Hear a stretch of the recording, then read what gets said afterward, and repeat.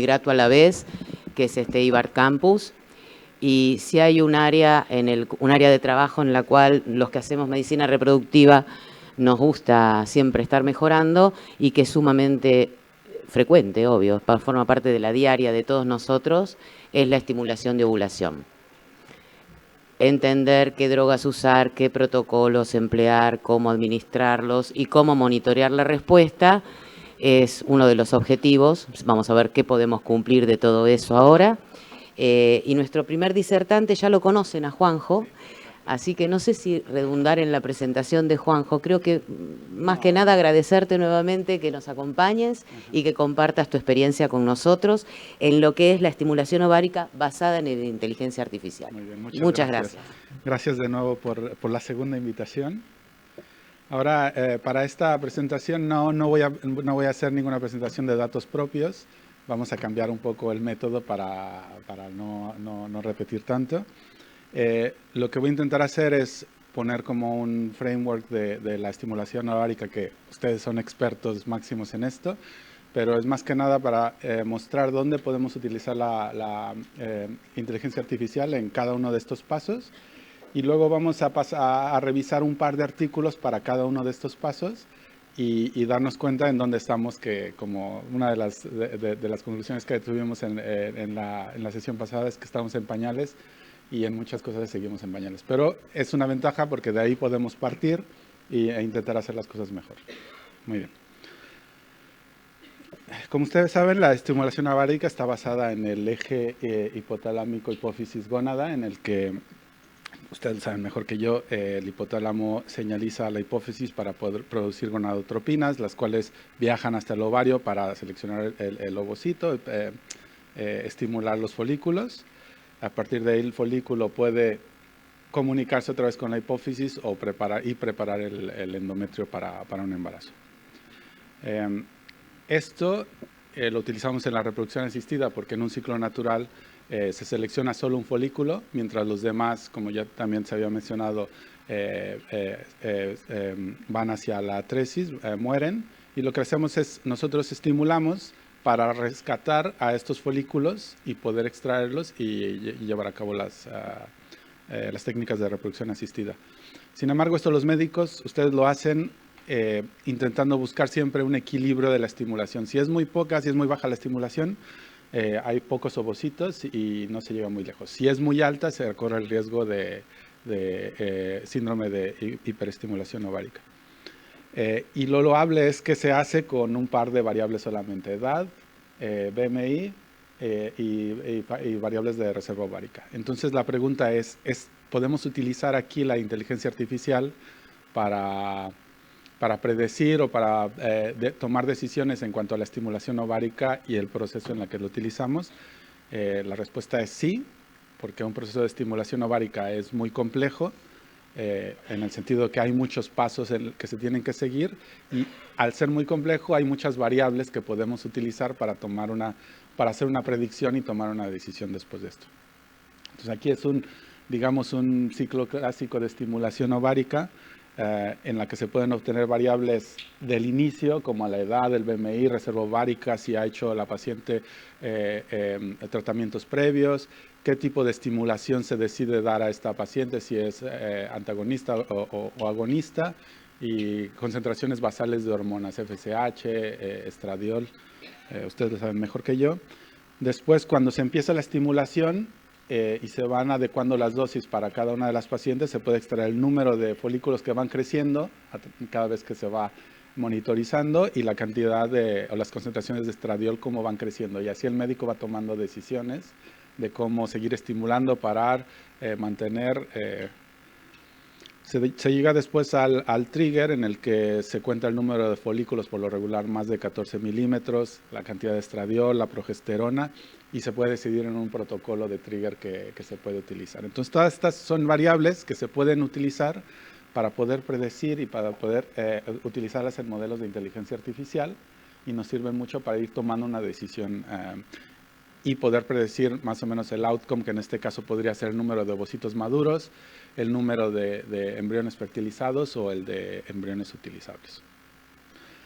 Entonces, en cada uno de estos pasos hay evidencia que nos muestra que se puede utilizar la inteligencia artificial y hay gente que ha hecho estos estudios y vamos a ir revisando cada uno de estos, ¿no? Entonces puede ser al inicio, en la primera dosis de estimulación, puede ser al final, en el trigger, puede ser también en las decisiones que se van tomando a lo largo del ciclo de estimulación, o puede ser también en el tipo de folículos, cómo van creciendo, para saber qué outcome vamos a tener. O puede ser también en la importancia de todas estas variables en conjunto que nos digan qué probabilidad hay de que obtengamos una buena cantidad de ovocitos maduros. Entonces vamos a empezar por la primera. Este es un artículo que publicamos también en el grupo. Es para modelar o hacer la predicción de la primera dosis de FSH en estimulación ovárica. Es uno de los primeros artículos que se publicaron. Datos retrospectivos, 5 centros, 3.487 pacientes. Y la predicción se hizo casi con las variables mismas que utiliza un médico: edad, BMI y reserva ovárica. Se utilizó un modelo muy simple de regresión lineal y la conclusión es que el modelo lo hizo mejor que el médico para prescribir la dosis para que se obtuvieran de 10 a 15 ovocitos maduros. Aquí las desventajas que yo veo en este artículo es que se utiliza un método de regresión lineal y sabemos que las respuestas de muchas de las pacientes no es lineal, sino que siempre sigue una curva en la que se puede saturar. Entonces, esto es una desventaja. Asume que el número óptimo de ovocitos es de 10 a 15. Esto, ¿qué puede pasar entonces? Este modelo no sabemos si se puede aplicar para pacientes que son low responders, ¿no? Y otro problema que tenemos es que el tipo de protocolo que se utilizó no está reportado en él. Entonces, como sabemos, la fisiología del paciente, si se aplica un protocolo de agonista o antagonista, no es la misma. Y es muy importante, el tipo de respondedora que se le va a aplicar un agonista o un antagonista no es la misma, el riesgo que se va a correr de hiperestimulación no es el mismo. Pero bueno, es uno de los primeros modelos que se utilizó y es bastante simple, se puede entender. Otro modelo que también se utilizó, que se desarrolló, esto es en 2022, es en el que se intenta hacer lo mismo, predecir la dosis individualizada de gonadotropinas.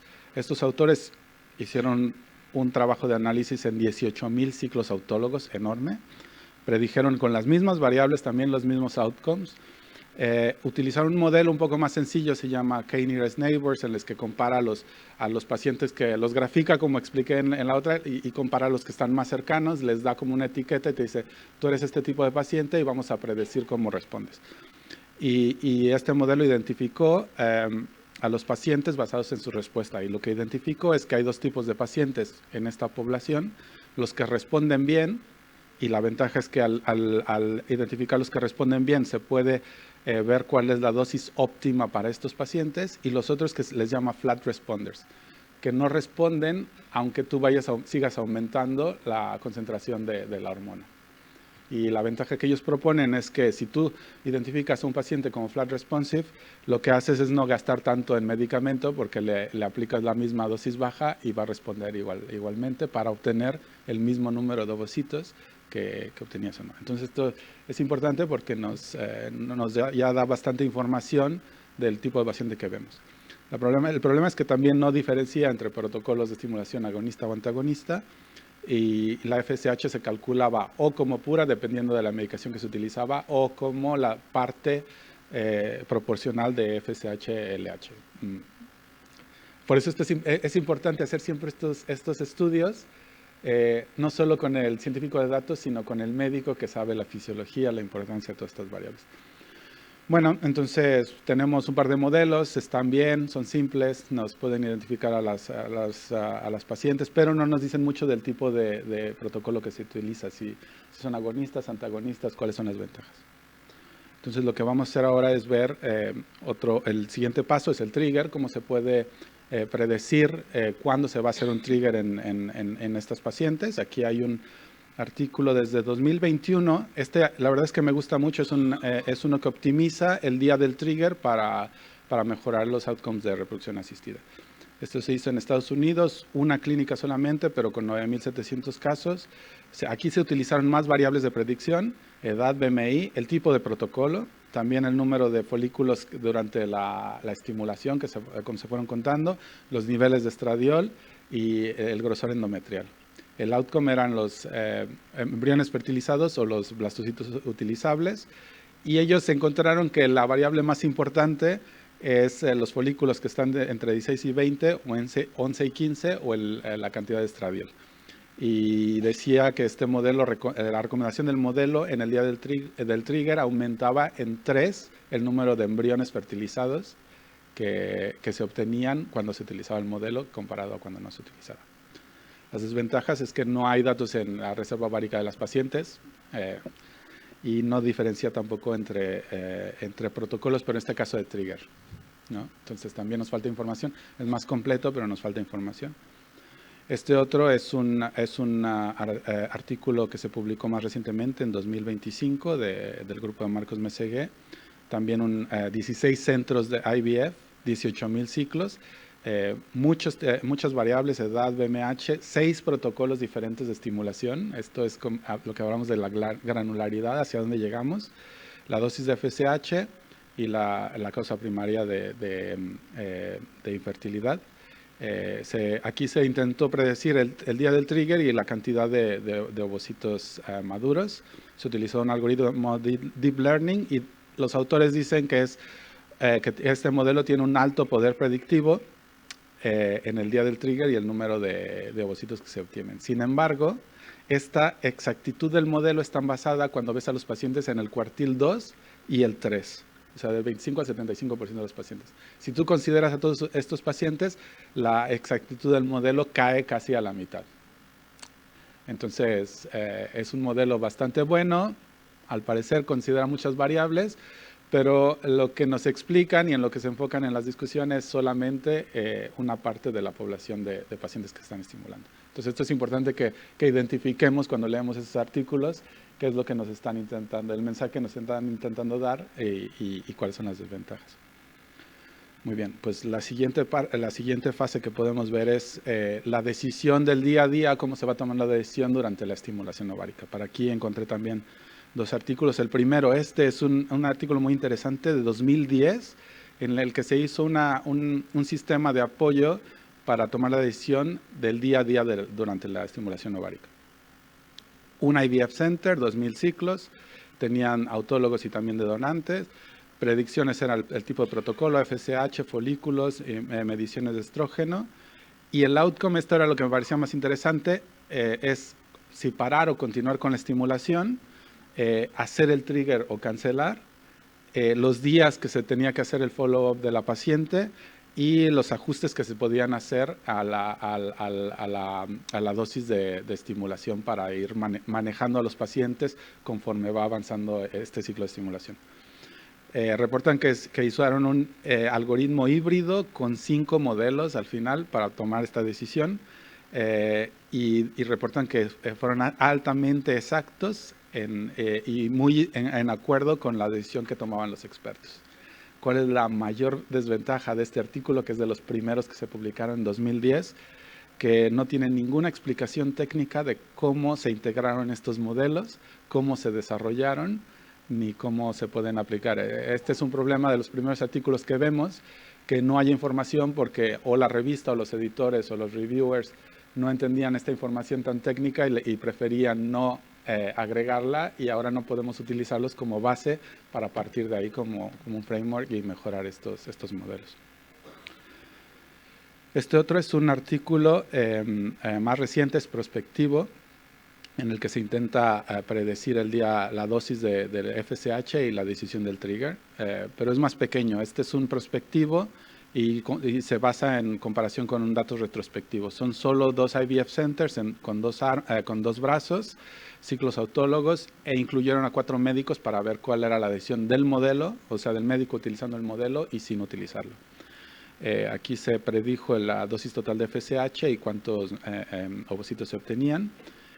Y el modelo mostró una tendencia no significativa a mejorar el outcome del paciente y a reducir la cantidad de FSH cuando lo utilizaba el médico. ¿Cuáles son las desventajas? Que la muestra es muy pequeña y no puede diferenciar entre el impacto de cada uno de los modelos que se utilizaron híbridos. Y sí, es un estudio prospectivo, pero es muy pequeñito, no sabemos cómo tomar con grano de sal tal vez estas conclusiones. Me parecería mejor un sistema como el del primer artículo, pero bueno, se puede ir construyendo a partir de estos modelos. Entonces ya hemos visto algún par de papers en dosis inicial, en trigger, en las decisiones que se van tomando. También hay algunos artículos de cómo afecta el número de folículos que se van obteniendo cada vez que se estimula a la paciente, ¿no? En este caso, este es un artículo que me gusta mucho. Es muy reciente, 2025. Se utilizaron técnicas de explicabilidad para identificar a los folículos y optimizar los outcomes. También 11 centros, muy grande, algunos predictores, el tipo de protocolo, el día del trigger, y se utilizan los resultados reproductivos, los ovocitos maduros, embriones fecundados y utilizables. Y aquí lo que hacen es identificar cuál es la cohorte de ovocitos o el número exacto que te permite predecir el resultado del algoritmo. Y aquí ven que los folículos un día antes del trigger, entre 13 y 18, el número de estos folículos es el mejor para saber si vas a tener ovocitos maduros. Lo hacen estratificando por edades de las pacientes y también por el tipo de protocolo, por lo que nos ofrecen ya más información para tomar una decisión de si este es un buen modelo o no. Y usan técnicas de explicabilidad, como decía antes. A partir de esta línea podemos ver que estos folículos que son más de 3 aportan un peso positivo a la predicción, y los que más aportan son los que van desde 13 a 18. Mientras que si tienes entre 1 y 2, la predicción, el peso es neutro, no sirve mucho. Pero este artículo no tiene datos en FSH, las dosis ni la duración del protocolo de trigger. Y finalmente tenemos un artículo que encontré que podemos también comparar, en el que los autores lo que hacen es prueban cuáles son las variables más importantes de todo este ciclo de estimulación ovárica, y para poder identificar cuáles son las que nos podrían ayudar a la mejor predicción. Este es un paper publicado en JARC, también este mismo año. Es un solo centro, pero con 24,000 ciclos. Los predictores son 20 iniciales, y después los autores empiezan a identificar cuáles son las variables más importantes. El outcome es el número de ovocitos maduros. Los modelos que se utilizan son 8 diferentes modelos, y se selecciona el de redes neuronales y con técnicas de explicabilidad, y se dice que es muy exacto en la predicción. Utiliza estas técnicas de explicabilidad, pero lo que podemos ver es que la variable más importante es el número de folículos mayor de 14 en el día del trigger. De ahí seguido con la concentración de estradiol, y luego la reserva ovárica, y por último la edad de la paciente y la concentración de FSH inicial. La desventaja es que estas variables más importantes están muy cerca del resultado que queremos predecir, y era lo que discutíamos antes. Esto quiere decir que nos sirve poco, porque no podemos tomar una decisión hasta que contamos los folículos, y ya ahí podemos predecir, pero igual y el médico lo puede ya predecir cuando está viendo los folículos y sabe cómo va a ir bien a la paciente o no.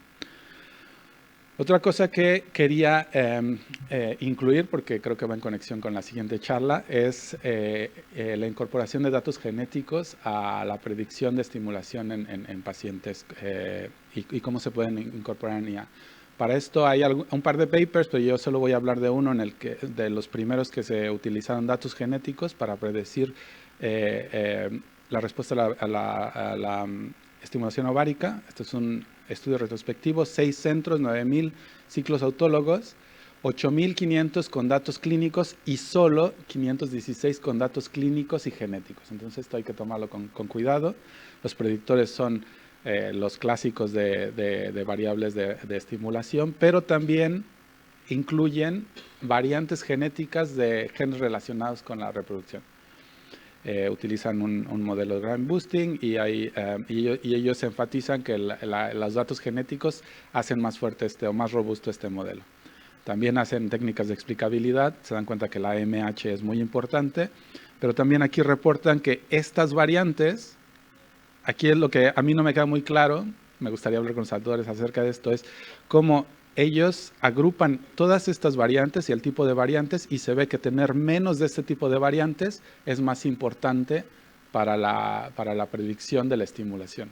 Entonces, son autores que han empezado a incluir las variantes genéticas, pero no sabemos exactamente cómo incluye y cómo pesan estas variables en la toma de decisiones. Y también encuentran que tener mayor de una variante genética del receptor de prolactina y de FSHR, tener más de esta variante es buena para el algoritmo de predicción. Las desventajas es que el dataset de datos genéticos es muy pequeño, no tenemos datos en la expresión genética ni en la estructura o la función de las variantes que estos autores reportan, y no todas las variantes genéticas que reportan están validadas clínicamente. Entonces, no hay demasiada información que nos ayude a entender cómo está tomando la decisión estos algoritmos. Y bueno, pues con esto, estoy perfecto en tiempo. Lo que hemos hecho es revisar en un proceso de estimulación ovárica en qué pasos podemos generar muchísimas variables para poder hacer modelos de inteligencia artificial, como mucha gente ya lo ha hecho. No son estos todos los artículos que se han publicado, tal vez ni los mejores, pero era un ejercicio más que nada de saber qué información nos ofrecen estos autores, cómo podemos interpretarla, saber cómo funcionan los algoritmos de inteligencia artificial, las técnicas de explicabilidad y cómo podemos usarlo para seguir en este framework para mejorar estos modelos de predicción e incluso integrar datos genéticos. Porque lo importante es eso, hacer una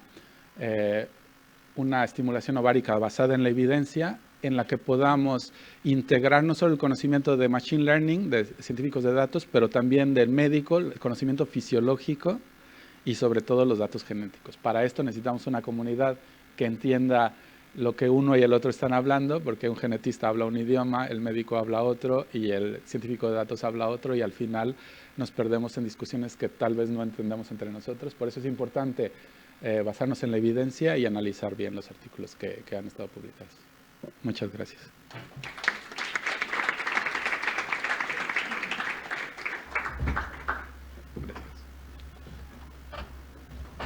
Muchas gracias, Juanjo. Bueno, invitamos a nuestra siguiente disertante, la doctora Andrea Cosia. Andrea va a hablar sobre la farmacogenómica en estimulación ovárica controlada. Andrea es especialista en reproducción asistida, en endocrinología ginecológica, es coordinadora del programa de preservación de la fertilidad, es project leader de Preservarte y es directora de la beca de perfeccionamiento en reproducción asistida de SEGIR. Gracias, Andrea. Hola, ¿cómo están? Bueno, buenos días a todos. Les doy la bienvenida al EBART y agradezco al comité organizador por la oportunidad de dar esta charla. Mi tema es farmacogenómica de la respuesta ovárica, con toda la humildad de ser ginecóloga y con mis amigos genetistas que están en la sala, que seguramente me van a ayudar en la discusión. Bueno, esta es la agenda de la charla. Vamos a arrancar por cómo aplicamos o cómo podemos aplicar la farmacogenómica en la reproducción asistida. Para nosotros es sumamente importante, como se comentó antes, la estimulación ovárica, porque ya está demostrado que cómo hagamos esta estimulación tiene que ver con el éxito de los tratamientos. Más que nada en cuanto al número de ovocitos que conseguimos en cada uno de estos tratamientos. Esto no lo digo yo, está publicado por los trabajos de Zunkara en su momento y de Polisos, que nos han demostrado que a medida que aumenta el número de ovocitos, aumenta la tasa de nacido vivo.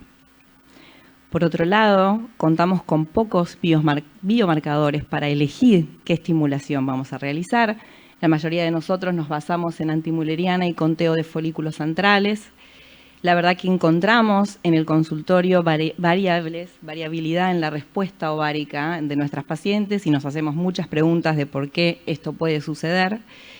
Y otro dato no menor es que a pesar de todos los esfuerzos que hacemos todos nosotros, incluidos los embriólogos y los grandes avances en el laboratorio, las tasas de nacido vivo en el mundo no se encuentran en franco aumento. un poco estamos estimulando de esta manera, ¿no? Como que cada médico o cada centro elige el protocolo que cree que es más conveniente para su paciente. Como se mencionó en la sesión anterior, es un poco intuitivo, es un poco empírica la elección y ojalá la inteligencia artificial, Juanjo, nos ayude a dar en el blanco un poquito más en este sentido. Bueno, ¿qué es la farmacogenética? Es una entidad que identifica la relación entre diferentes variantes y la respuesta a fármacos. Esto se hace a través del estudio de SNPs, que como todos sabemos son el cambio de un único nucleótido y que está presente en más del 1% de la población. Y diferentes combinaciones de SNPs nos confieren a todos nosotros nuestras características individuales. Esto que ven acá es el lema de la farmacogenética, es la dosis, la droga correcta para el paciente correcto, a la dosis correcta y en el momento adecuado. Ojalá podamos trabajar de esta manera. Esto quiere decir que no todos vamos a responder de la misma manera a las diferentes drogas, a las diferentes dosis, y esto viene un poco traído de la oncología, donde se utiliza muchísimo más, pero bueno, vamos a ver cómo lo podemos aplicar. Básicamente contamos con un grupo de pacientes con el que trabajar y si nos basamos únicamente en biomarcadores como por ejemplo la antimuleriana y el conteo de folículos centrales, vamos a estar trabajando de una manera muy estándar con un tipo de trabajo de prueba y error, donde a todos en general le vamos a prescribir lo mismo y va a ser un tratamiento bastante estándar. La propuesta de la farmacogenética es poder incorporar estos test genéticos para individualizar el tratamiento de las pacientes. Bueno, ojalá en el futuro, ¿no?, vayamos con nuestra secuencia de ADN a la farmacia a ver qué es lo que nos va mejor a cada uno. Y vamos a continuar ahora en un terreno más complejo para mí, que es hablar de los polimorfismos y la sensibilidad a gonadotrofinas. Esto hace mucho que se está publicando sobre este tema, esto es a resumen de lo anterior. Vemos que encontramos respuestas a veces exageradas, a veces menores a las esperadas, en un 25% de las pacientes, el riesgo de YEO está presente. Entonces ya comenté que los biomarcadores son limitados, comenté la variabilidad y esto fundamenta el estudio de los SNPs. ¿Cuáles son las variantes genéticas más estudiadas que vimos antes en un trabajo que presentó Juanjo?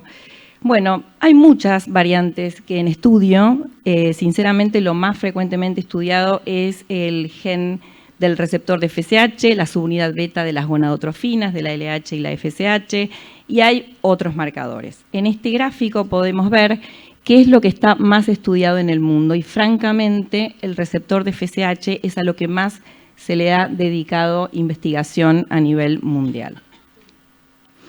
Acá vemos, hablando del receptor de FSH y las diferentes variantes, estudios a nivel poblacional y a nivel mundial. Sinceramente buscamos, me ayudó Cecilia Fernández, que está por acá,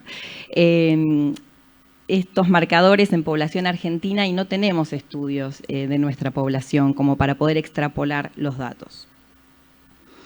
Bueno, a modo de ejemplo, me voy a dedicar brevemente al receptor, a los polimorfismos del receptor de FSH. Acá les traigo dos polimorfismos que son los más frecuentes y cómo el cambio de aminoácidos genera un cambio a nivel de la molécula, de la proteína. Por ejemplo, eso es un ejemplo, ¿no? Pero el cambio de treonina a alanina pone un aminoácido hidrofóbico que evita una glicosilación. Y el otro cambio, que es de asparagina a serina, hace que se induzca un sitio de fosforilación. ¿A qué voy con esto? A que estos cambios a nivel de la proteína van a generar resistencia a la acción de la FSH en el receptor. Y también hay otro polimorfismo que tiene que ver con el promotor del gen, que lo que va a hacer es que se transcriba una menor transcripción del gen del receptor de FSH. En definitiva, todo esto lo que hace es que la paciente necesite más dosis para conseguir una misma respuesta.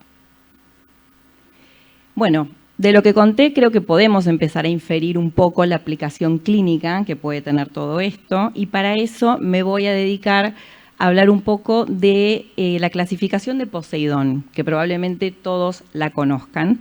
Es una clasificación que divide las pacientes que tienen baja respuesta a la estimulación o baja reserva. Se dividen los grupos por edad, por marcadores de reserva ovárica y me voy a dedicar a hablar de los grupos 1 y 2, que son pacientes menores de 35 y mayores de 35 años con buena reserva ovárica, pero que ya tuvieron un estímulo previo en el que les fue mal, ¿sí? Que el número de ovocitos que se obtuvo no era el que se esperaba por los valores que tenían de marcadores de reserva ovárica. ¿Qué es lo que sucede en estas pacientes? Existe una resistencia a la acción de las gonadotrofinas, que evidentemente hasta el día de hoy es una resistencia no predecible. Esto podría tener que ver con la presencia de polimorfismos que afectan la sensibilidad a la respuesta a los fármacos.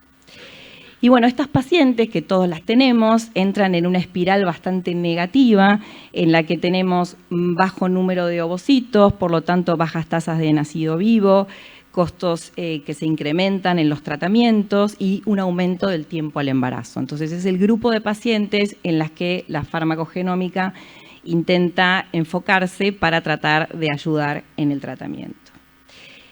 Tratando de entender por qué existe esta respuesta baja a la acción de las gonadotrofinas, nos proponen el uso de índices de sensibilidad a la respuesta ovárica. Esos índices son dos. Uno es el FORT, que es un índice que lo vemos, porque lo conversamos seguido en la clínica. ¿Por qué no todos los folículos antrales que contamos en el día de la supresión, por qué no todos se transforman en folículos maduros el día del trigger, ¿no? Entonces, esto podría tener que ver con la resistencia a la acción de las gonadotrofinas. Y si el FORT es menor al 50%, esa paciente tiene probablemente un polimorfismo. Y el FOI es cómo se traducen esos folículos antrales en ovocitos captados el día de la punción. Lo mismo. Si el FOI es menor al 50%, esa paciente podría tener un polimorfismo y una resistencia a la acción de las gonadotrofinas. Esto se viene estudiando hace muchísimos años. Este trabajo es uno de los primeros, que es del 2005, donde vemos que la barra en negro y la barra gris son pacientes con el polimorfismo comparadas con las pacientes que tienen, digamos, la molécula sería más frecuente o de forma normal. Y lo que vemos es que aumentando la dosis de FSH se puede conseguir una mejor respuesta. Entonces, un dato clínico sería que estas pacientes necesitan más FSH. Y por otro lado, hay trabajos que ya demostraron que el agregado de LH en estas pacientes también beneficia la respuesta a la estimulación ovárica. ¿Por qué? Ya hay muchos trabajos que demuestran que la LH potencia la acción de la FSH a nivel de las células de la granulosa, mejorando la sensibilidad a las gonadotrofinas.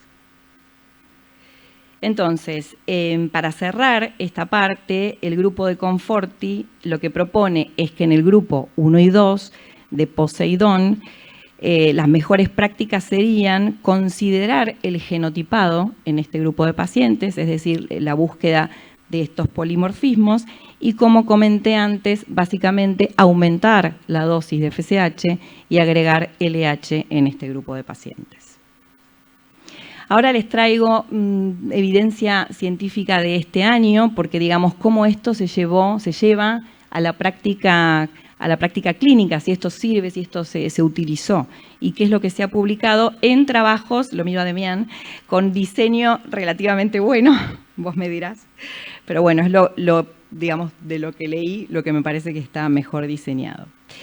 Este es un trabajo, como les decía, de este año, prospectivo multicéntrico en 119 pacientes menores de 40 años, consideradas normorrespondedoras, estimuladas todas con 150 unidades de FSH, y a las que se les investigaron los principales polimorfismos que ya les comenté. El objetivo era evaluar si el impacto de los polimorfismos tienen que ver en la respuesta ovárica. La conclusión, la verdad que llama la atención, porque los polimorfismos de forma individual no impactaron en el número de ovocitos obtenidos. Los genotipos combinados sí demostraron una diferencia a nivel del FOI, ¿sí? Digamos, de cuántos antrales se transforman en ovocitos. Y lo que los autores dicen es que se deberían estudiar múltiples polimorfismos y no seguir trabajando solamente con el receptor de FSH, por ejemplo, ¿no? Como tener en cuenta varios polimorfismos a la hora de proponer hacer estos estudios. Entonces, lo que aporta el Genox, que así se llama el trial, es que diferentes genotipos condicionan la eficacia de que un folículo se transforme en un ovocito. Este es otro trabajo interesante de este año, que lo que hace es, acá volvemos al polimorfismo del receptor de FSH, decidir a través del polimorfismo qué gonadotrofina vamos a utilizar, si urinaria o recombinante. Es un trabajo sueco en 1.466 pacientes, las que fueron randomizadas, y a 221 de ellas se las genotipó, gracias, se las genotipó, tomo agua.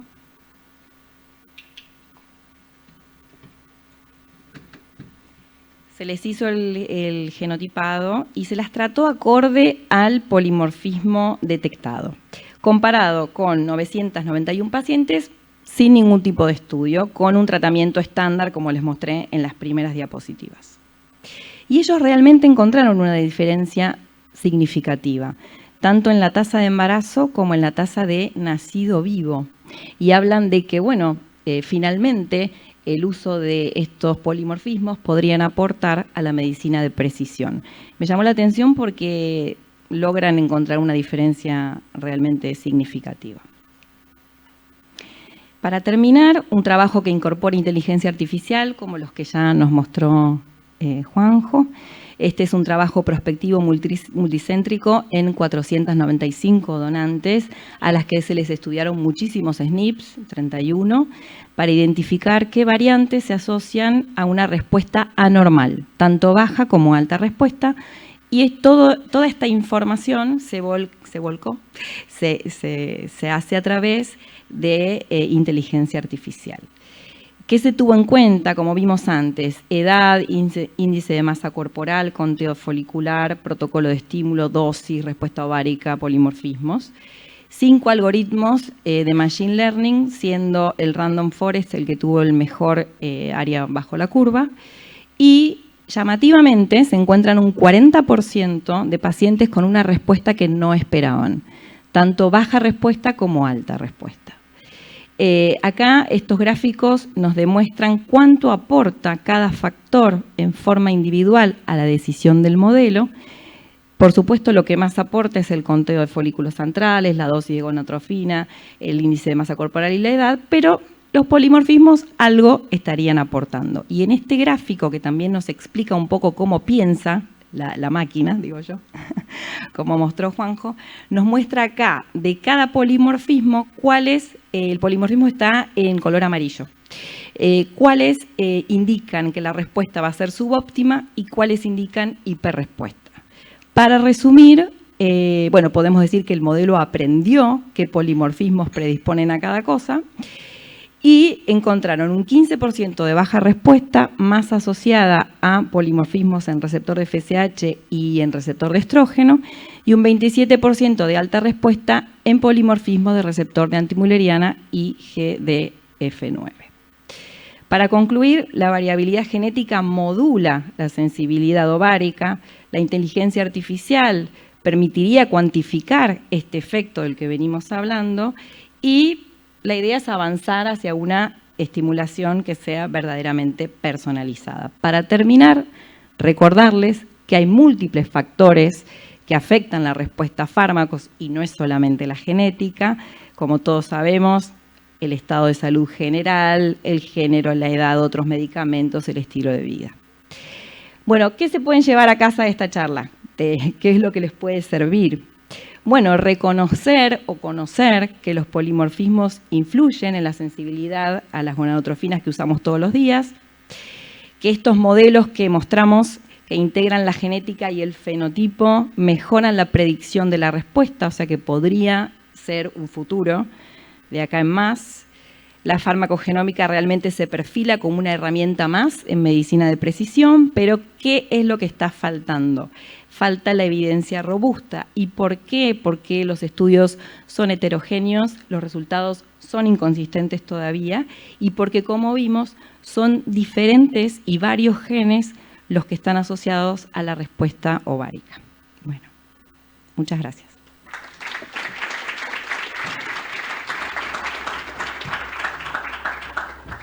Muchas gracias, Andrea. Bueno, hemos tratado de recorrer en inteligencia artificial protocolos elegibles, drogas sugeridas. Bueno, vamos a tratar de entender cómo puede la inteligencia artificial ayudarnos a monitorear las respuestas, para lo cual le agradecemos mucho. Invitamos al doctor Piotr Brigocci a que se acerque a compartir con nosotros su clase, mientras les voy presentando a Piotr.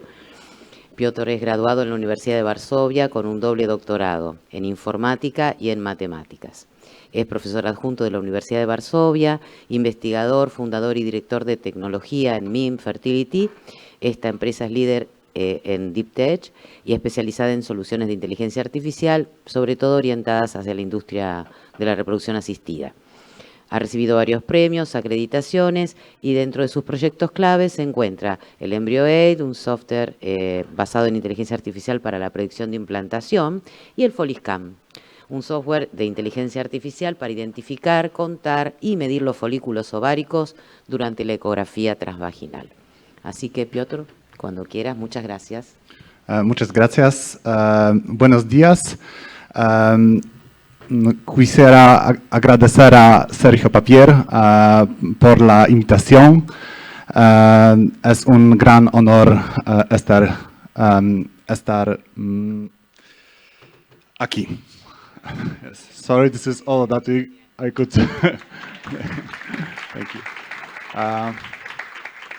So yes, I'm going to talk about follicular monitoring and automation of follicular monitoring. So one more time in English, thank you so much for inviting me over here. So I'm proud to be a co-founder at MIM Fertility. I'm not a medical doctor. I've got PhD from machine learning. So I'm putting this type of perspective over here. Okay, so we are coming from Poland. I'm coming from Poland. And actually, one of the most famous and one of my favorite bands in Poland called Manam, they've got this song about Buenos Aires and saying that this is the place to be. And this is my first time in Buenos Aires, so I'm very happy to be here. Hopefully I will be able to show you this song. Okay, so yes, so we are coming from Warsaw. So this is our business part of our team from Esche. So we are actually university spin-off from Warsaw, University of Warsaw. So we've got a pretty strong academic background as well. And our mission is to solve real challenges in IVF and bring real values. And yes, and we would like to focus on what matters the most, so efficiency of the processes, and to automate the processes which are the most repetitive, and bring the time for and value for doctors and patients. And maybe the best person to say that is a doctor, one of our users. So let me maybe start with. So at average, it would save 4 minutes per visit. That was measured. It shortens the measurement time by a factor of 2.7. An average time of processing of follicular measurement is 20 seconds. So what do we do with the rest of the time on a visit? We speak to a patient. We answer the questions. We use AI to help us. It would give us more time to be more human. We will have more time for our patients thanks to that. Yep. So yes, to somehow summarize what we also believe in, and this is what it does in practice. So you need to have very short movie or 3D scan of each ovary, and what we do, we automatically measure and count all of the follicles in whatever way it's needed to be counted. And yes, and the major question is, does it work? And we've got serious validation that I would like to share it with you. So yes, probably the most important validations are validations which are not done by us but done by others. So this one is validation done by Imperial University College of London, So this was a prospective study. They've got 70 patients, and they counted follicle in prospective way, and then they measure correlation between the automatic measurements and the doctor measurements, and they found correlation of 95%, and also they measured the time. They also measured large decrease of the time of the whole examination when you do it fully automatically. This is another study. We've got 62 DICOMs, and we've got doctors from 3 continents, actually. And we've got 2 lovely doctors from Argentina, Dr. Afiama Dibaza, who is unfortunately is not here today, and Dr. Francisco Lobosco, but we also got a doctor from US and one from Poland. And what we've done, we took 62 files from 32 patients. They were from 4 different ultrasound machines as well. So we've got GE, Volsons, we've got Samsung, BCase, and Mindrace. And we asked 4 different doctors to measure all follicles, basically. And so we want to somehow understand what is this inter-observer variability and how it compares against AI model. And here, I know you can see. Here you can see these results. So, for example, between experts A and expert B, there was on average 1.27 millimeter. And you can see this comparison between all of the experts. And here you can see the comparison between expert and the model. And what you can see instantly that this is the same order of magnitude. So you can, and what we also compute, this is called intercorrelation,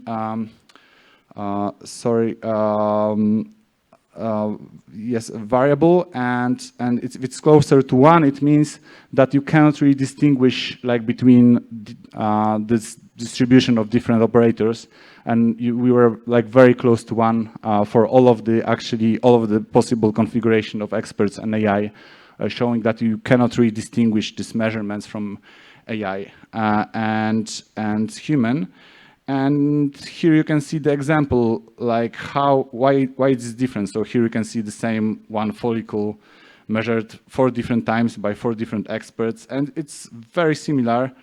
However, if you look closely, you can see that one is 14 millimeters and one is 11 millimeter, for example. We've done also another pretty large prospective study. We've got in total for 3 months with 3 sonographers.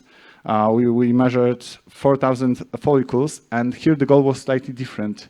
So, so when you are using this program, you can modify the results of the.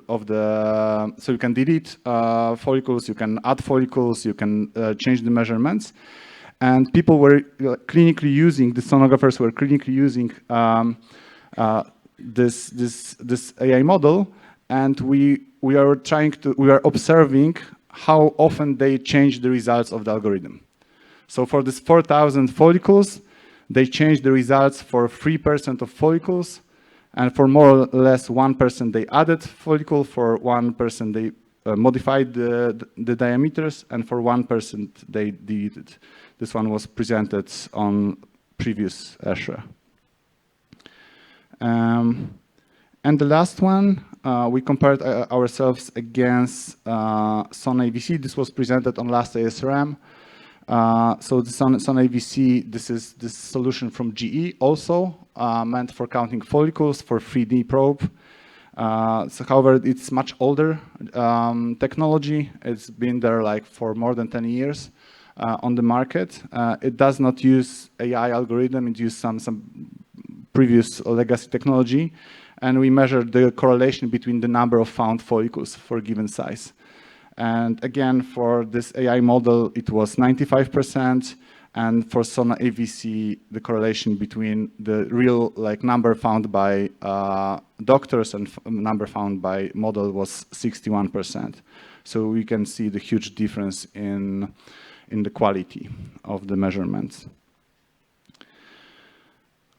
Okay, so we talked a little bit about the validation. So what value it really gives? So this is a major question. So the most obvious one is that it really automates and saves time. And it's both for 2D and 3D ultrasound, which is great because many of these facilities, they do not have 3D, or even if they do have 3D, people very often use 2D probes because this is what they are used to do.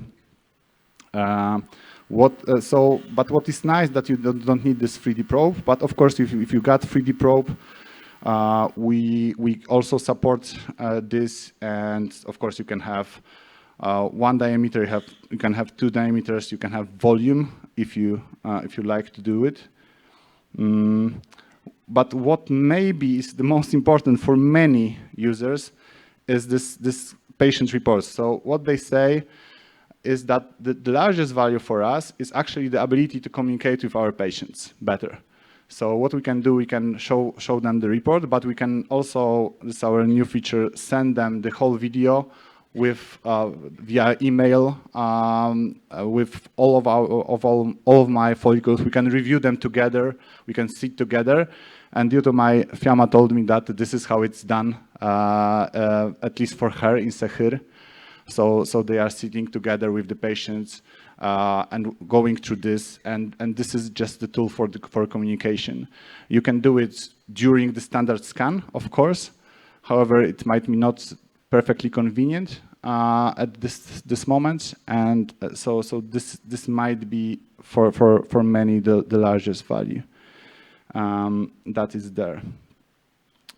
So yes, so we've got this personalized approach.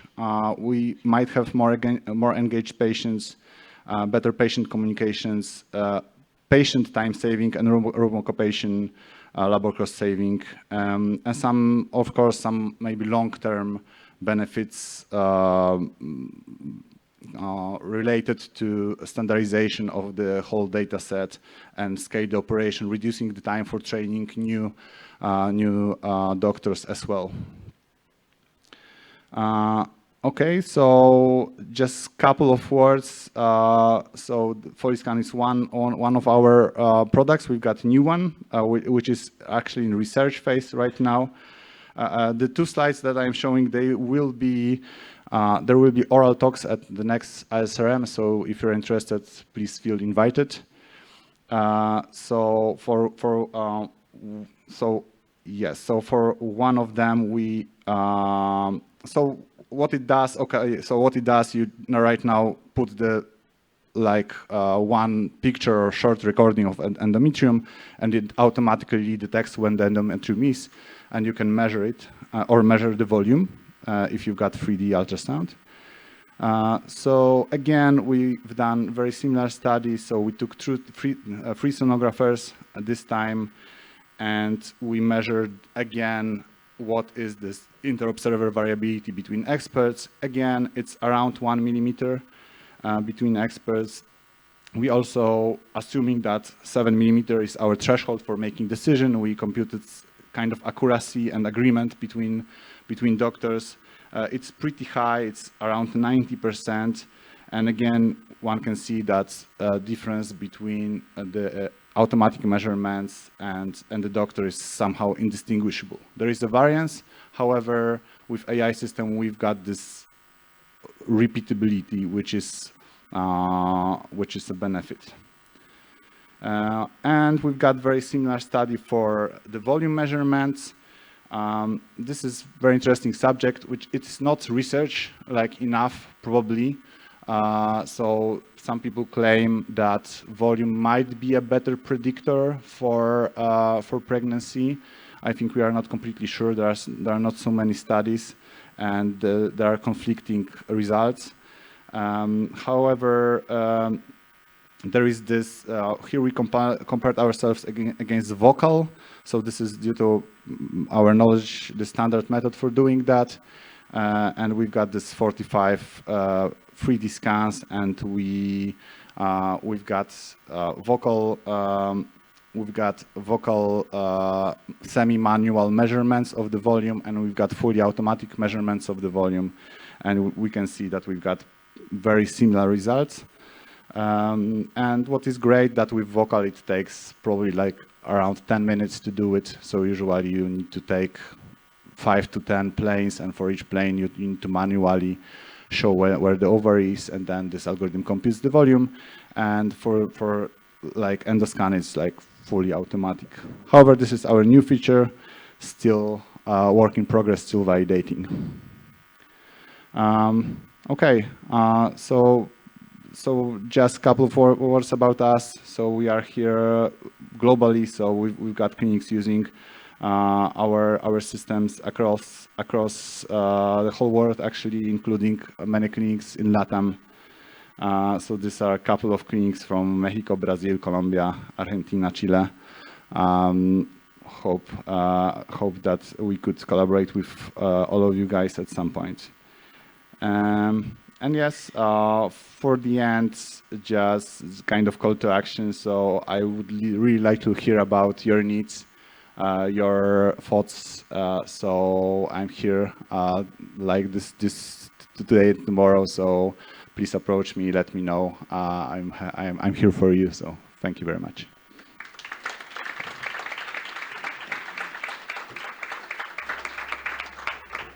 Muchas gracias.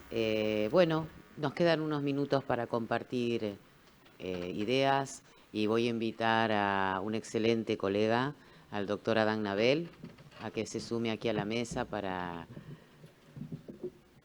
preguntas o comentarios. El doctor Adán Nabel es médico ginecólogo, especialista en medicina reproductiva, miembro de SAMER, miembro de ASRM, médico de staff de SEGIR desde el 2004 y miembro del Comité de Ética de SEGIR. Así que, no sé si querés empezar vos, Adán, Dale, con alguna... ya que me llamaste, me dijiste excelente. Dale. Bueno, gracias al comité organizador por esta invitación a este enorme simposio que está buenísimo. Y la verdad es que las charlas estuvieron súper interesantes, enriquecedoras, sobre todo honestas a la hora de plantear las dudas. Casi que nos dejaron sin dudas, pues las dudas están todas planteadas en las charlas que tuvimos. Y creo que una de las dificultades que tenemos muchas veces con la credibilidad que tienen estos estudios que mostraron, por ejemplo los que mostró Juan José, que muchos de del tiempo donde se medían eran tiempos donde nada que ver lo que era el laboratorio de aquellas épocas, ¿no? Que empezaban en 2005, 2008, con el progreso que tuvimos y con la alta confianza que hoy tenemos en nuestros laboratorios, ¿no? Entonces el avance fue abismal, entonces es difícil a veces creer en esos datos. Y lo otro que noto también es que en la práctica clínica los datos de, por ejemplo, una antimuleriana y Valeria, con Valeria lo vemos bastante seguido, van variando mucho de un laboratorio a otro, los conteos foliculares son bastante subjetivos, entonces es muy difícil a veces creer en toda esta innovación que parecía sin duda que vamos en un camino irreversible a que nos va a ayudar mucho. Entonces, casi que, como las dudas casi estaban planteadas en las presentaciones, les pregunto algo más filosófico. ¿Qué piensan ustedes, hasta Susana también con toda su experiencia? ¿Dónde va a quedar el rol del médico si todo esto progresa y realmente nos viene a dar todas las soluciones que se presentan? Si el médico se va a ver fortalecido en el futuro o no. Y el rol del médico y su arte. Porque lo que estamos cuestionando básicamente es si podemos reemplazar el arte del médico y tener más ecuanimidad como para que todos respondamos de la misma manera, ¿no? Muy profundo. Muy profundo. Bueno, la tiré.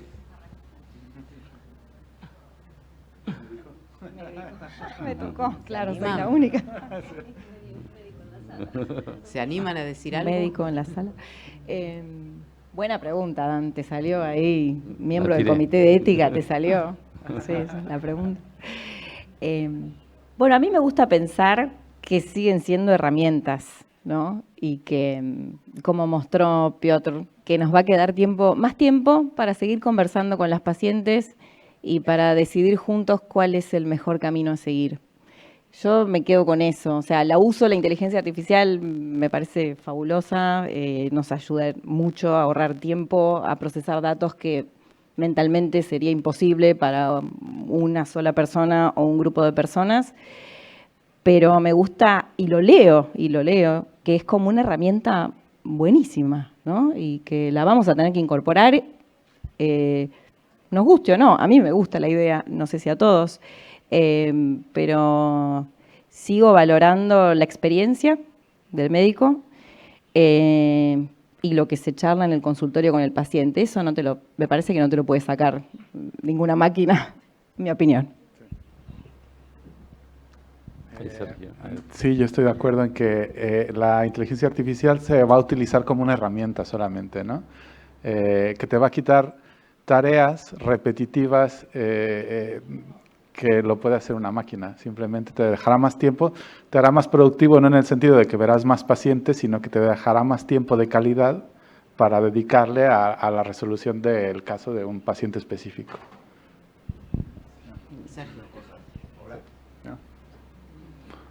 Okay, and there always be heart patients, so it's especially in the reproductive endocrinology. So it's crazy. It's so random, so noisy, and so many heart challenges. So what I think we are trying to do is to, as Jose said, like remove this, repetitive work and to have this focus on and to standardize everything. So this is also important what you mentioned. So I mean, very often there is a problem in the data. So we've got so many different data sets, and the protocols are different in all of these facilities. And how can you really reason about this? So this is a major problem. And with AI we can also standardize many of these processes and empower physicians to really make better decisions in the end. I hope. Sí, dos comentarios. Uno, del comentario de Adán y de todos, y de charlas anteriores, la conclusión es siempre la misma, es falta de estandarización y calidad de datos. Entonces yo creo que hay que trabajar en eso. Hasta que no estandaricemos, hasta que no tengamos bien los datos que sean de alta calidad, entonces vamos a tener problemas en validar, digamos, todas estas técnicas. Pero bueno, estamos en eso. Y yo creo que la inteligencia artificial justamente va a empezar a ayudar a estandarizar y justamente a tener datos más de mejor calidad. Y con respecto a la dimensión humana, digamos, bueno, es un desafío. La inteligencia artificial en todos los órdenes de la vida ya está. El médico es contradictorio. Hemos hecho encuestas internas donde les encanta el chat GPT, lo usan todo el momento, todo el día, ¿sí? Pero cuando lo tienen que usar para su trabajo, ahí son resistentes, porque el médico es irreemplazable. Entonces yo creo que no es una cuestión de forzar, sino que es una realidad. La inteligencia artificial va a ayudarnos a ser más humanos, más sabios, más inteligentes. Y hay que ver, eso hay que discutirlo en otro lugar, ¿no? Digamos, en qué lugar nos ponemos, independientemente que seamos médicos, biólogos, etcétera. Y otra es un aspecto del poder. Es decir, el poder de las personas y de los profesionales lo daba el conocimiento, o lo daba la habilidad manual de hacer las cosas. Ahora un robot lo hace, ahora la inteligencia artificial aporta conocimiento en segundos. Entonces me parece que, vuelvo a decir, eso también hace que el ser humano, el médico, el profesional, se tenga que posicionar de una manera que yo no la sé todavía, pero que prontamente, que lo tenemos que ir pensando, ¿no? Claro. Ahí el doctor. Tal vez mientras pasan el micrófono, yo podría decir que lo más importante es enfatizar que el papel principal lo juega el médico y lo seguirá jugando el médico. Y como decía Sergio, el punto es que el médico ahora deberá tener más tiempo para pasar habilidades un poco más intelectuales, más de empatía al paciente, más de toma de decisiones, y dejará actividades más técnicas, más manuales que se lo hará una máquina. Sí, yo creo que es. Perdón, antes de la pregunta que sigue, en relación a lo que vos decías y a lo que decía el doctor Papier, creo que hoy en palabras muy simples y muy claras lo dijo el doctor Ricardo Loret de Mola. A la inteligencia artificial la alimentamos nosotros, la vamos a reeducar nosotros. Entonces creo que el médico cambia quizás su lugar, no va a desaparecer, va a cambiar su lugar, va a tener más tiempo para otras cosas, pero va a tener la obligación de seguir dándole de comer buena calidad de alimentos a la inteligencia artificial. Si no, siempre va a estar fallando, siempre vamos a encontrar alguna opinión adversa y vamos a ir quizás mejorando un poquitito más la óptica del uso y dejando de costado algunas otras cosas, ¿no? Creo que había alguien que tenía una pregunta por ahí. Hay dos preguntas. Hola, ¿qué tal? Soy Sandra Miastink de Segir. Primero agradecerles, como siempre, las exposiciones. Y bueno, sin duda, creo que la sensación común de todos es esta que mencionaba Dan, ¿no? Este advenimiento de estas nuevas tecnologías tan interesantes nos interpela y nos desafía a poder reposicionarnos, resignificar nuestro rol como médicos. Y como usuaria diaria de Foliscan, también me planteaba, más que una pregunta, es un aporte, porque la pregunta ya la hicieron, porque quería saber desde tu perspectiva, Piotr, cómo te imaginabas la conjunción entre el rol nuestro como médicos, el ojo clínico, el juicio médico, sumado a esta tecnología. Pero como esta pregunta se convierte tal vez en un humilde aporte, desde mi humildísima experiencia en el uso de Foliscan, me parece que tal vez el ojo clínico está puesto en algunas cosas que todavía no tenemos herramientas desde el punto de vista imagenológico para observar desde la inteligencia artificial, como por ejemplo las imágenes agregadas, que podemos ver quienes hacemos ecografías. La mayoría de nosotros acá tenemos experiencia en medición folicular y durante esas mediciones podemos observar también imágenes como por ejemplo imágenes paraováricas, hidrosalpinx, endometriomas. Son imágenes que tenemos que tener en cuenta antes, porque estas tecnologías nos informan los tamaños foliculares, pero estas variables de las que acabo de hablar también son importantes a la hora de evaluar los resultados reproductivos y es muy importante que las tengamos en cuenta.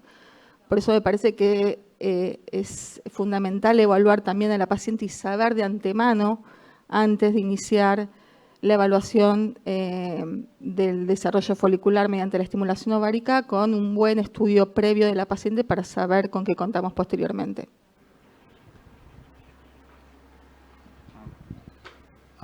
Okay, so although I'm not the doctor, as I said, I totally agree. So just let me name that Sandra is like doing one of the most wonderful recordings of ovary that I've ever seen. And I've seen a lot. So yes, and I totally agree. So we are taking one very specific task, counting and measuring follicles at that point. I'm not saying this is all. This is so much like around this. And we are trying also to understand this from machine learning perspective. Maybe we will find something, you know, else over there. Hopefully, we will see. But yes, as you said, we are like providing one tool to standardize this one particular job at this moment. And this is it. Yes. Sí, doctora Elena de Crecer, Mar del Plata. Un comentario y algo que habíamos hablado con Juan José hoy cuando terminamos la charla. Primero felicitarlos, pues muy formativa lo que están haciendo, muy interesante.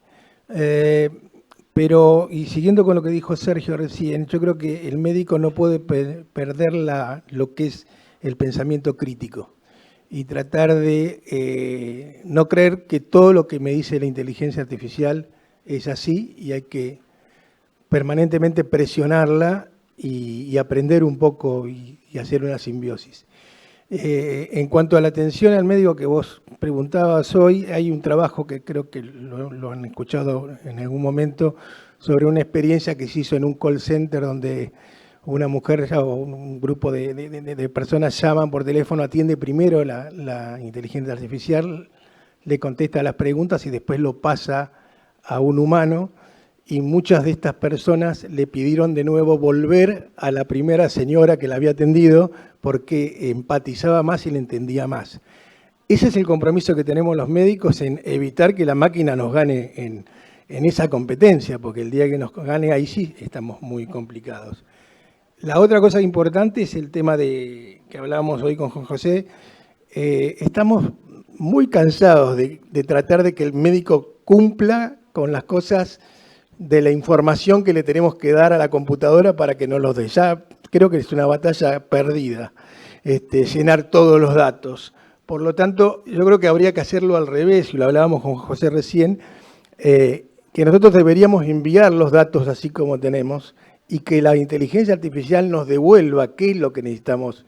Decir, mira, esto no te lo puedo dar porque me falta este estudio y este estudio.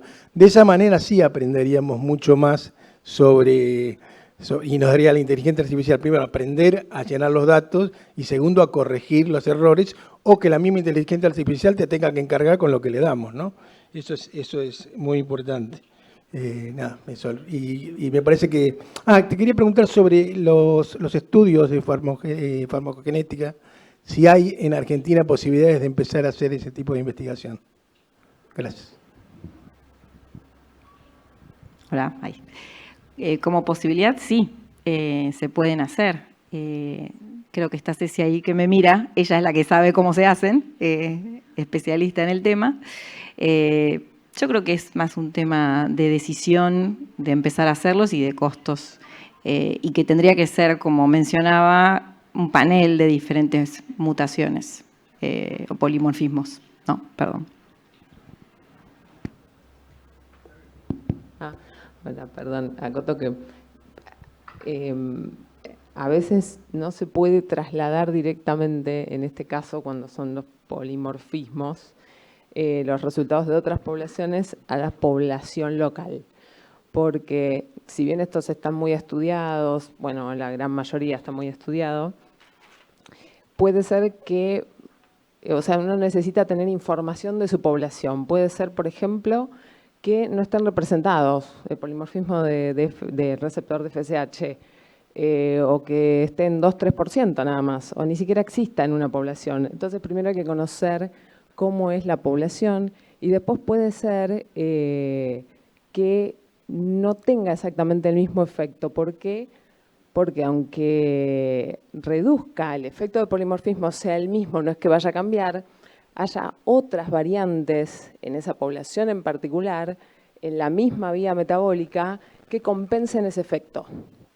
Entonces, es necesario hacer como validaciones locales con la población que uno va a estudiar, porque hay que tener en cuenta el bendito, que siempre es un problema, background genético. Bueno, hay genetistas que saben mucho de esto, así que si quieren aportar, más que bienvenidos.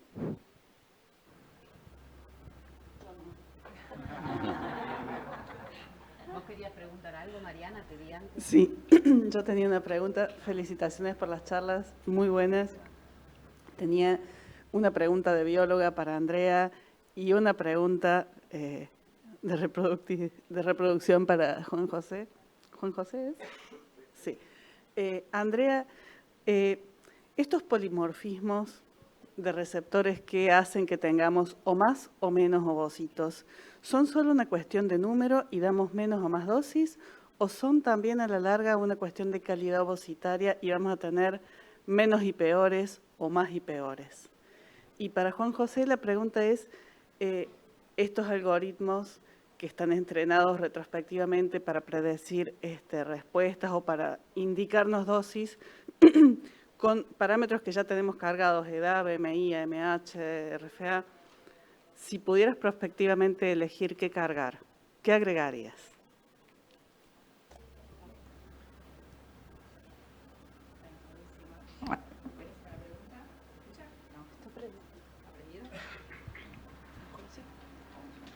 Hola, muchas gracias por la pregunta, muy buena, me encantó. Sinceramente, de lo que leí, el endpoint no es nacido vivo, ni calidad ovocitaria, hablan, como mostré, de cantidad de folículos que responden y de folículos que se transforman en ovocitos maduros. Hasta ahí llegan los trabajos científicos. Pero pensando en tu pregunta, entiendo que a veces cuando no estamos estimulando correctamente de acuerdo al genotipo, por ahí estamos dando FSH de más o de menos, LH de más o de menos, y eso, te devuelvo la pregunta, en las células de la granulosa y de la teca, del folículo ovárico, no sé si terminan haciendo que todo salga bien para que el ovocito sea de buena calidad, ¿no? Me quedo pensando en eso yo también. Y bueno, gracias por la pregunta también. Es una cosa también filosófica porque ¿qué variables necesitamos para predecir y qué queremos predecir? Yo lo que me gustaría ver es un sistema de apoyo al médico en el que el médico va tomando decisiones en cada paso que va dando, ¿no? Dependiendo del perfil de la paciente, decidir la dosis inicial de FSH o decidir incluso el protocolo que se va a utilizar. Aunque ustedes ya lo saben más o menos viendo el perfil, ver qué sugiere, cuál es la probabilidad de que responda mejor la paciente con uno o con otro, con una dosis o con otra, qué tipo de combinación de medicamento de estimulación se le puede dar, ¿no?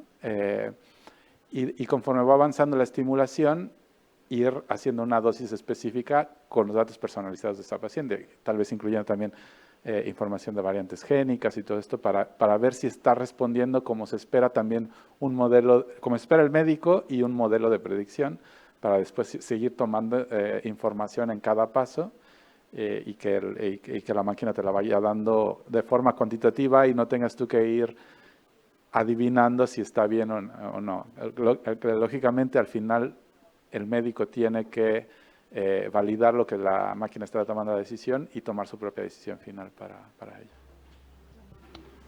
ella. Hola, ¿qué tal? También quería hacer un aporte sobre la pregunta filosófica, ¿no? Acá, perdón, Iván. Hay algo que los modelos todavía no pueden hacer, pensar, tener un criterio, poder juzgar, poder decidir si algo está bien, si está mal, ¿no? Pueden ser mejores en determinadas actividades o tareas como contar, medir el tamaño folicular, clasificar mejor un embrión y categorizar, ¿no? Y si esa categoría está de alguna forma más relacionado, ¿no? con un outcome de interés, ¿no? Pero no obstante esto, todos los modelos tienen un porcentaje de precisión, ¿no? Y en ese otro margen que no lo puede detectar, que no sabe el modelo por qué ocurren, es donde ocurre o donde debería estar el profesional teniendo su propio criterio para poder discernir y decir esto sí y esto no. Entonces, volviendo a tu pregunta, creo que el rol del profesional siempre va a tener que estar, porque es el último que va a estar teniendo la palabra final de decir esto parece coherente o esto no parece coherente.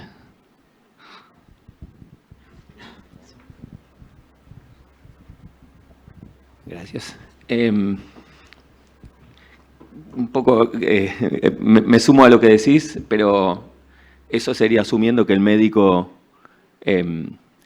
tiene algo mejor para decir que la máquina, que no lo sabemos tampoco. Digo, es asumir que lo que la máquina le erró, entonces el médico le va a acertar y no estoy muy seguro que sea así. No digo que no sea así, digo que no estoy seguro. Pero quería hacer, Juanjo o Piotr, André también, una pregunta en relación a esas variables de las que hablábamos recién. Yo tengo la sensación, y me gustaría que me lo confirmen o que lo refuten, de que el problema es que tenemos un montón de variables que no conocemos. El problema no es que no las estamos mirando, el problema es que no sabemos cuáles son, y que no sabemos cuáles son y no sabemos a dónde ir a buscarlas. Yo me paro en un embrión euploide transferido y tenemos tasas de embarazo que son escandalosamente bajas para lo que quisiéramos que fueran, y donde no tenemos ni idea de cuáles son los factores que están afectando esos resultados. Así que si yo me paro en un embrión euploide y no puedo predecir cómo le va a ir a una paciente, digamos, es una fantasía, y no lo digo peyorativamente, pero es una fantasía creer que estando 10 o 20 pasos más atrás voy a poder predecir adecuadamente lo que no puedo predecir con un embrión euploide. Entonces, de alguna manera, me gustaría, digamos, yo creo que el análisis que se hace a través de estos sistemas de Machine Learning y demás son muy útiles, pero como decía Sergio hace un rato, necesitamos buenos datos. Y cuando necesitamos buenos datos, no estoy hablando nada más del dato que conocemos, que lo tenemos que cargar bien. Yo creo que el problema principal que tenemos es el dato que no tenemos y no sabemos ir a buscarlo. Y si no lo tenemos, no lo vamos a poder anticipar ni predecir nunca. Entonces, bueno, era un comentario, pero quería escuchar un poco el comentario de ustedes.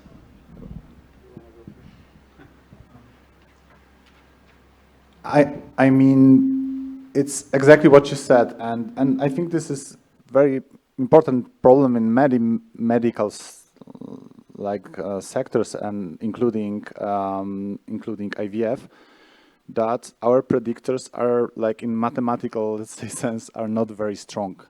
So usually when we want to predict the number of M2 oocytes, usually the best predictor is AMH, and anything else is somehow important, but it's not like crazy a lot of more of information like BMI, age, and even genetics and others that we have from karyotypes, polymorphisms, name it.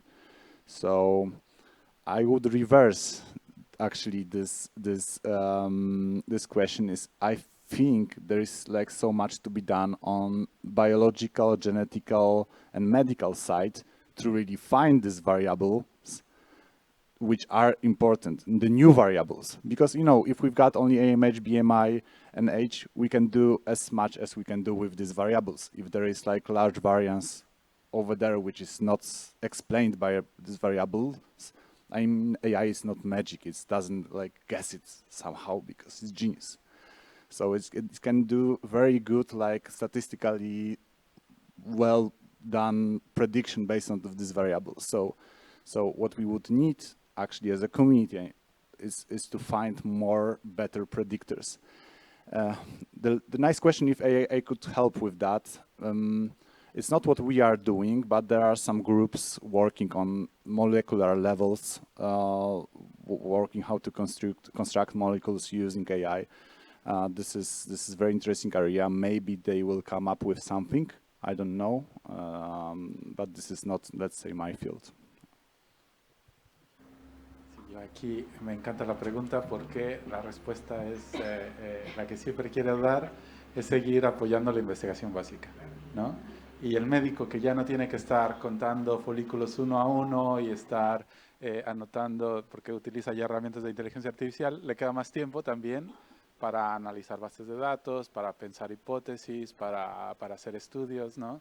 Para buscar variantes génicas, para validarlas en su población de estudio, para, no sé, ver los algoritmos de visión de Machine Learning que están reconociendo en las imágenes de los ovocitos o de los embriones, si eso correlaciona con algún proceso biológico, porque no sabemos, lo que miden en las imágenes de embriones son solo píxeles y no sabemos eso con qué proceso biológico correlaciona.